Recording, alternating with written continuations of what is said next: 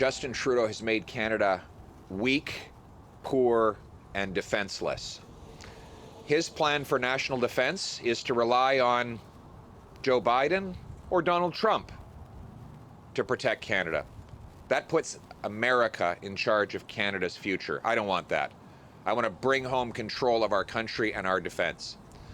My common sense plan will cut wasteful foreign aid that goes to dictators, terrorists, and multinational bureaucracies and put that money into reinforcing our military. Bring our money home. Ça nous amène à Pierre Poilievre, le chef des conservateurs, qui était à Pointe-Claire hier et qui parlait justement de l'enjeu de l'argent qui est investi, des dépenses qui sont faites dans le secteur militaire. Le Canada, qui est quand même assez bas par rapport aux autres pays là-dessus, par rapport à l'engagement qui est voulu d'atteindre jusqu'à 2 %, la valeur de 2 % du produit intérieur brut. Je veux entendre votre réaction là-dessus, Aurélie, quand le chef conservateur dit on va couper dans l'aide internationale et on va investir davantage dans le militaire pour atteindre nos objectifs. Qu'est-ce que vous en pensez? Bien, de deux choses. L'une, dans son discours, il y a quelque chose d'absurde aussi de dire que c'est par le réinvestissement dans les infrastructures militaires, les stocks militaires, que le Canada va redevenir un acteur autonome sur la scène internationale au détriment de son intervention sur d'autres fronts, notamment humanitaires. Le Canada n'a jamais été un acteur militaire puissant, là, on va se le dire. Son pouvoir sur la scène internationale a toujours davantage passé par des mesures davantage liées à l'aide humanitaire, au soft power et des interventions de ce type-là. Historiquement, peut-être moins dans les dernières décennies. Et puis, je pense que c'est assez utopiste aussi de penser qu'on peut faire du Canada un acteur militaire qui va être capable de s'affranchir des États-Unis. Là, franchement, là, il y a comme un petit peu, peut-être un peu de pensée magique là-dedans et surtout beaucoup de partisanerie, je crois.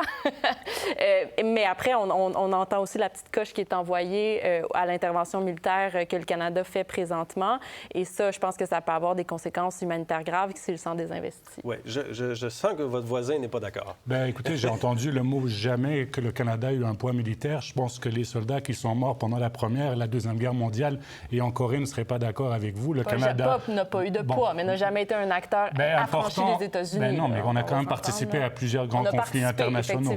Écoutez, moi, je vais citer, vous savez, on a beaucoup parlé de la vérificatrice générale du Canada cette semaine avec Arifscan, mais la vérificatrice générale du Canada a parlé de l'aide internationale et elle a dit, et je vais la citer, que le gouvernement n'a jamais montré la valeur de l'aide internationale quand 24 des 26 indicateurs du développement international ne mesuraient pas les résultats. La réalité, c'est que le gouvernement Trudeau dit qu'il promet beaucoup d'argent, fait beaucoup de coupage de ruban, mais quand on demande c'est quoi la valeur des dollars dépensés en termes d'aide internationale, elle n'est pas capable, la vérificatrice générale, de trouver des indicateurs de performance. Donc, on devrait la couper, l'aide internationale. Non, c'est pas. On doit. Non. Et je vais juste faire une correction. M. Poilievre ne dit pas on prend $1 d'aide internationale et on met $1 en militaire, parce que c'est pas ça. Suggère ça non, quand non, même. pas du tout. Parce qu'on sait très bien que, premièrement, les chiffres, si on devait atteindre le 2 de 2% de l'OTAN. Je vais couper l'aide internationale inutile. Oui, inutile, c'est ça. Parfait. Mais de toute façon, si on devait atteindre le 2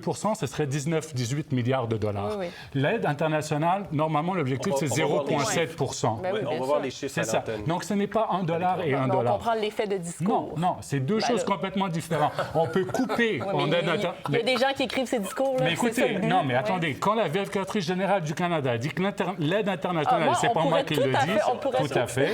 Et deuxièmement, on est obligé d'investir dans l'armée. Ils sont habitués ensemble, ces deux-là. On n'est pas obligé, premièrement. Puis deuxièmement, on peut tout à fait... Vous demandez de sauter dans la mer, mon cher Jacques. Ben oui, mais là, j'osais pas m'immiscer. Non, mais quand on commence la conversation en disant que le Canada n'a jamais joué un rôle militaire pendant la Première et la Deuxième Guerre mondiale... J'ai dit que le Canada ne serait jamais une puissance militaire comme les États-Unis. Non, mais lors de la Première Guerre et la Deuxième Guerre mondiale, il y a quand même une conjoncture particulière qui fait en sorte qu'il y a un effort de guerre. Oui, mais... Là, on est quand même dans une dynamique de défense. Revenons plus récemment. Là. Oui, donc, dans une dynamique de défense actuelle, je ne pense pas que le Canada a à mettre davantage pour s'équiper militairement parce que, de toute façon, les Américains ne nous laisseront jamais de façon autonome, pleine et entière. Il y a encore même des bases de la NORAD au Canada. Donc, sur la perspective de la défense du territoire, c'est les États-Unis qui mènent le show et ça a toujours été le cas. Maintenant, sur l'aide internationale, est-ce que M. Poilievre l'aime en opposition? En tout cas, ça donne un peu l'impression que c'est le cas. Mais moi, je veux quand même insister sur une chose. Le Canada a toujours joué un rôle fondamental dans l'aide internationale.